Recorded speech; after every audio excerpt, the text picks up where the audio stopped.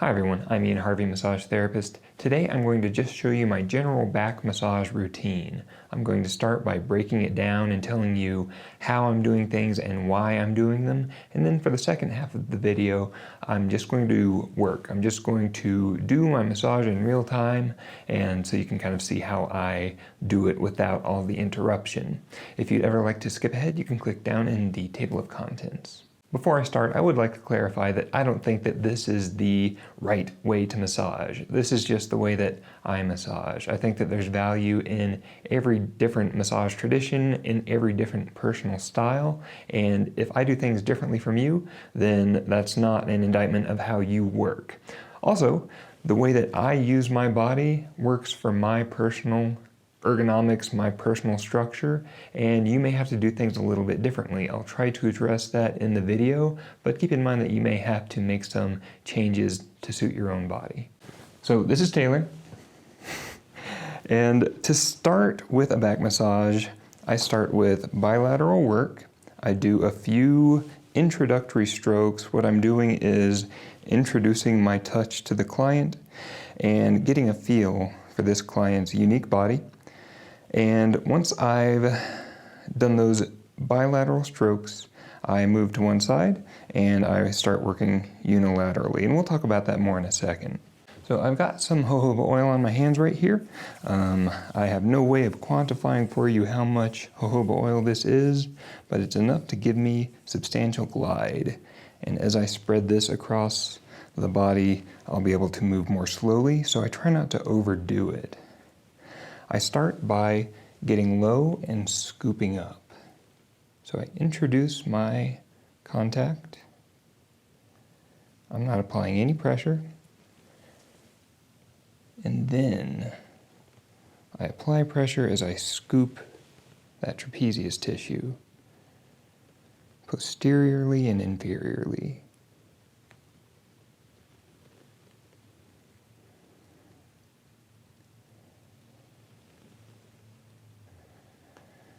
And as I travel down the body, I take steps as I need to.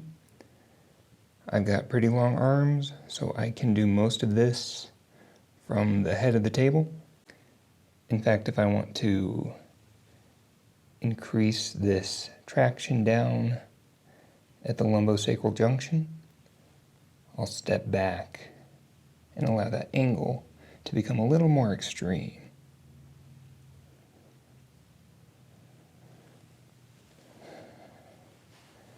And to get my hands back, I will step to the side.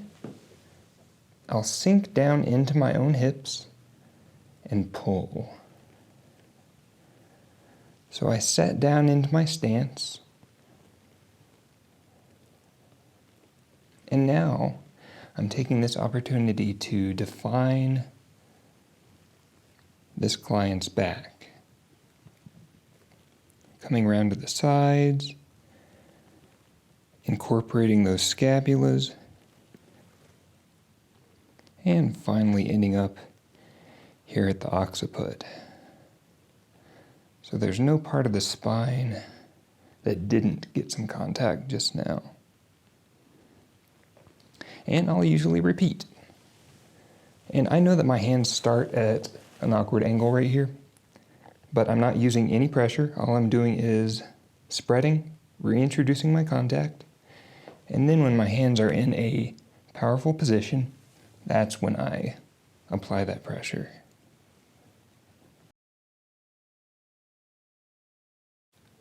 The same thing when I'm pulling back.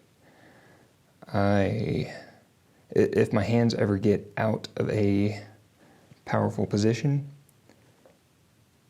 I purposely don't use pressure during those parts. I'm just dragging fascia. And again, if you need to, you can come out to the side. Just try to balance the amount of pressure that you're using between your left and your right hand. If it's not perfect, that's fine. Now here's how I don't want to open my massage. I don't want to start at the mid-thoracic level and end right here at the lumbar region. there's so much more to this lumbar fascia. There's so much more to this thoracic region. And I don't want to ignore the sides of the rib cage. And you'll notice that as I'm working,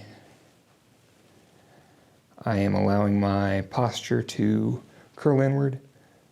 My trunk is flexing. Just realize that I'm giving quite a bit of my body weight to my client, so I'm not having to use my back as a crane. And I'm only doing what feels comfortable. So once I've done a couple of strokes up and down the back bilaterally, I move to unilateral. And I like to, once again, scoop up this erector tissue along each side of the spine. Working with this unilaterally is going to feel quite a bit different from working with it bilaterally.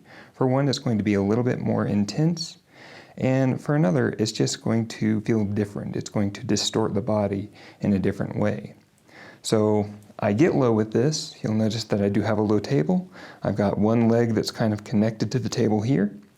I'm going to connect my own elbow to my hip, and then I sink in. I like to use an open fist here, but you could use an open palm. I let these metacarpophalangeal joints sink into the laminar groove, and I'm applying pressure with the dorsal surfaces of these phalanges. And I like to apply this nice supportive mother hand. I bring my body weight over my client, and that's how I apply my pressure, by using my own weight, by using gravity. And during this first application of this unilateral work, I do like to ask about pressure. So Taylor, would you like more pressure or less? Less? Okay. So to apply less pressure, I'm going to pull my body back a bit so that I'm not so far forward. I like to restart the move so that I can give them the experience of it at this new pressure level. And Taylor, would you like even less than that? Yes. Okay.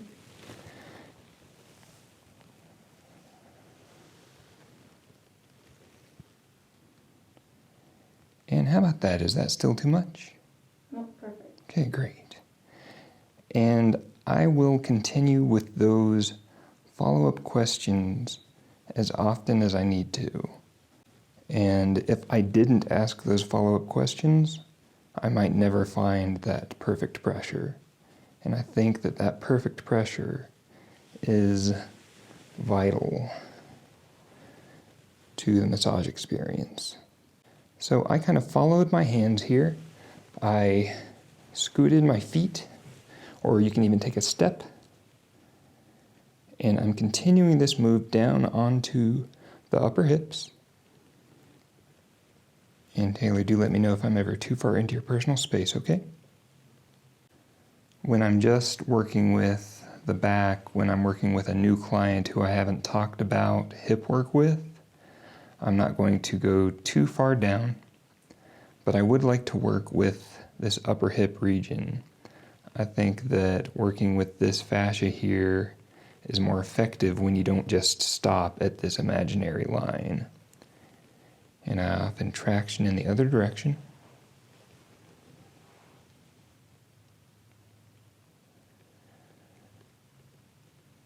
And right now I'm using this fist to outline the upper ilium. So I'm coming down. I'm not avoiding that iliac crest. I'm just creating fascial traction toward myself and down toward the table.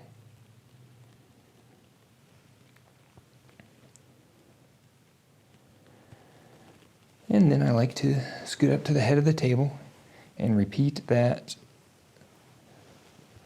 unilateral move again, keeping in mind that pressure feedback I got from before, repositioning my body when I need to change the angle of my pressure. So as I'm approaching these hips, I like to drop into my hips, drop toward the head of the table, so that I can continue at that 45-degree angle as the body curves upward. And again, incorporating that fascial traction. So that's how I'll introduce myself unilaterally. When I'm working with the back, there are a few things that I like to keep in mind. More specifically, there are a few things that I don't want to ignore.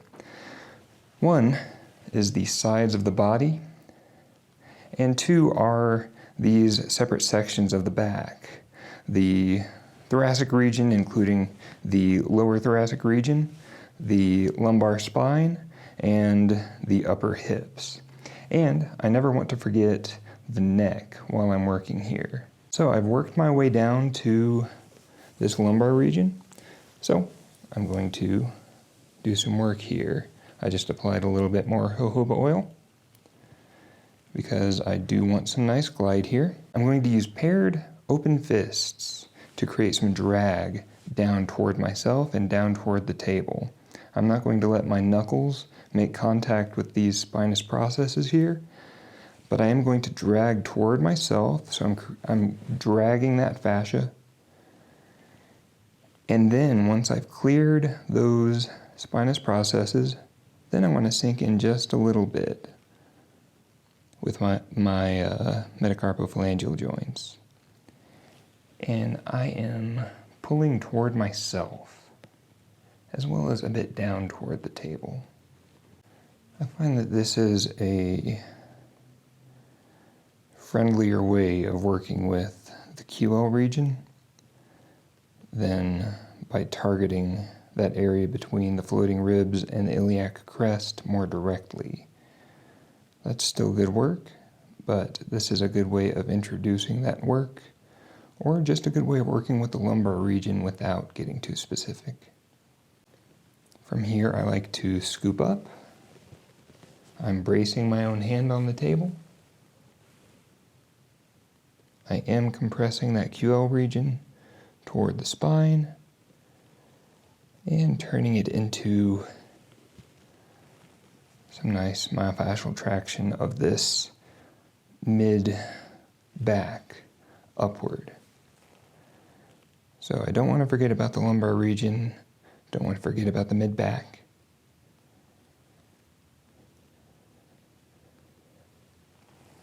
I like to layer my contacts here.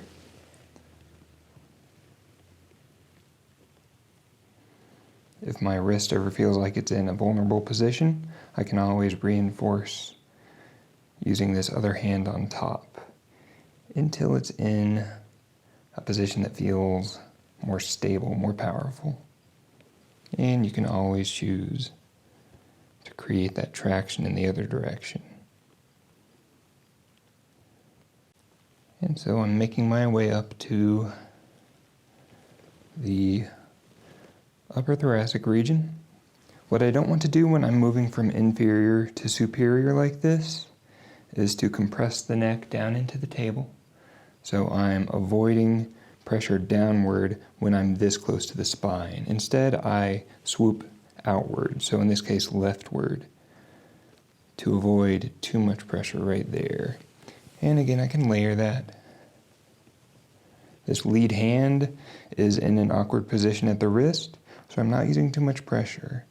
I'm just using it to introduce this second hand and to act as that mother hand concept.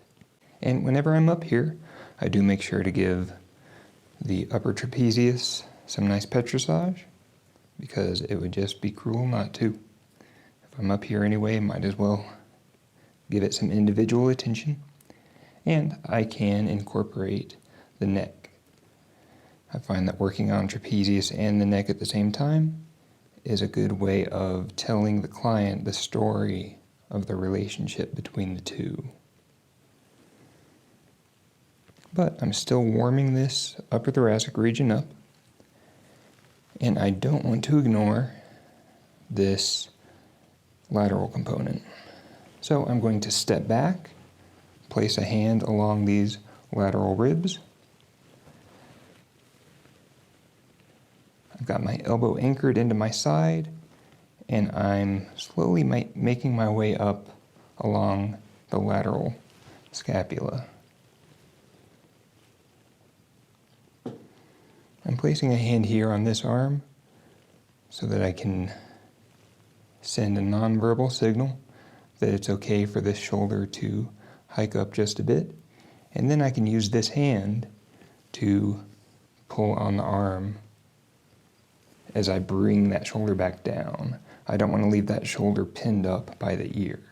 And I'm just repeating that. I like to give some extra attention to this lateral region. I like to give some extra attention to the scapula itself, because that doesn't happen very frequently. I find that there's a lot of attention given to right here. And while this is a place where pain is often happening, sensitivity, tightness, I don't think that this is often the perpetrator, but rather it's the innocent victim of all of these other structures pulling. These rotator cuff muscles, if they're all pulling in unison, they can pull this scapula outward. These pec muscles up front can pull that entire shoulder girdle forward. And this upper back region can often be caught in the middle. It can be caught in this tug of war from all of these different postural muscles having to fire, as well as us having to work in front of our own bodies. But I do like to give some attention between the spine and the scapula. This crunchy bit here, just medial to the scapula, that's not a knot. That's supposed to be there, but it does feel nice to have some attention given to it. And Taylor, is any of this pressure on your trapezius, is any of this too specific or sharp? No. Okay, great. So because my client told me that she wanted less pressure than what I consider to be my medium, I am purposely being a bit broader with all of these contacts. I'm using a broad thumb rather than a sharp thumb. And I'm using the broad flats of my fingers rather than digging in with the fingertips. While I'm up here, I can repeat that fascia tractioning outward. Once again, not applying my knuckles to the spinous processes, but I am kind of bulldozing over this scapula.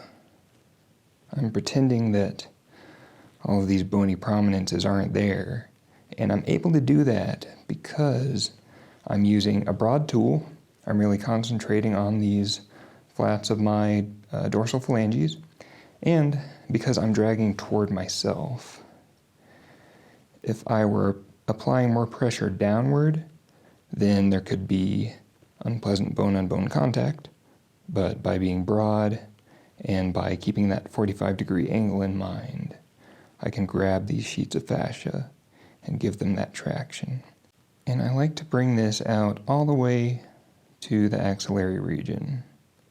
So I'm not stopping when I get to the lateral border of the scapula.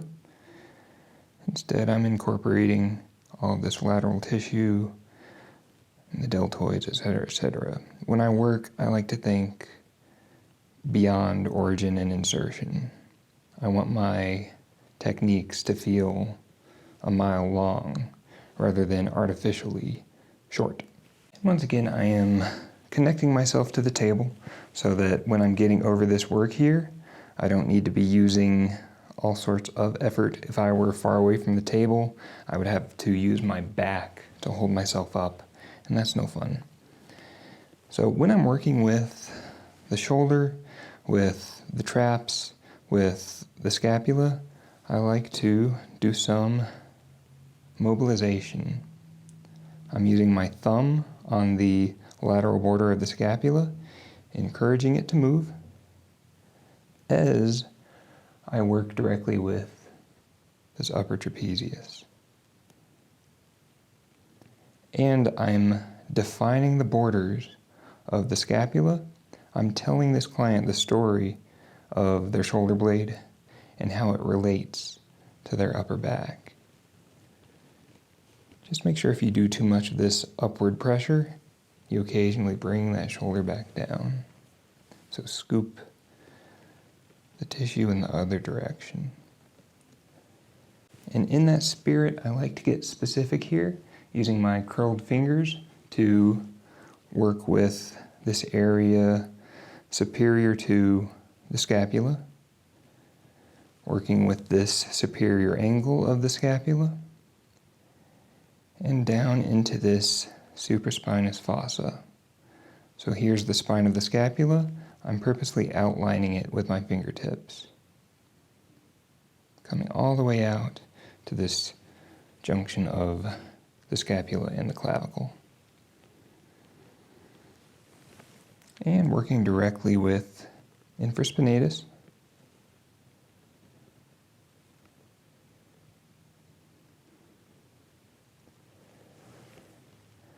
I can be more specific by using paired thumbs, or I can be broader by starting from the most inferior portion of the scapula and moving up toward the spine of the scapula, veering outward so that I don't make any bone-on-bone contact with that spine of the scapula, and again, connecting in that axillary region. And finally, I make some more nice contact with the superior traps and with the neck. And my goal here is still to do some mobilization. I want to get this entire trapezius moving. So I'm gliding over this posterior thoracic region as I need this upper trapezius. And I can do some specific work in lower and mid trapezius. When I use my thumbs, I like to use them in a straight line. Try to use thumbs that you could use for push-ups. And whenever possible, reinforce those thumbs. Use something else nearby so that they're not having to do all the work. And finally, I like to reintegrate that half of the body into the whole body.